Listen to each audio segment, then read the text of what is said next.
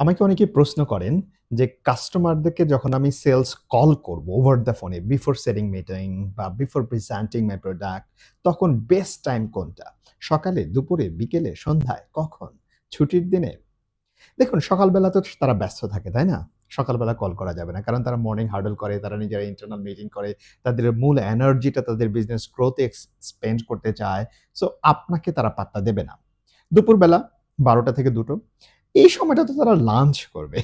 যখন তারা লাঞ্চ করবে, সেই লাঞ্চে কেন আপনি ডিস্টার্ব করবেন? তাহলে বিকেলে? একটু চিন্তা করেন তো বিকেলে আমরা কি করি নরমালি অফিস টাইমে? আমরা অ্যাকচুয়ালি গোছাতে থাকি কখন বাসায় যাবো, তাই না?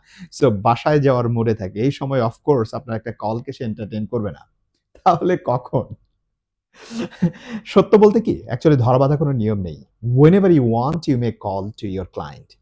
যখন খুশি সকালে, দুপুরে, বিকেলে যখন খুশি কল করতে পারবেন। If your customer is busy তখন আপনি পোলাইটলি তাকে জিজ্ঞাসা করবেন, when would be the best time to call them back? So এই পোলাইটলি জিজ্ঞাসা করলে সে তখন দেখবেন যে তার বেস্ট টাইমটা, তার ফ্রি টাইমটা আপনাকে বলে দিচ্ছে।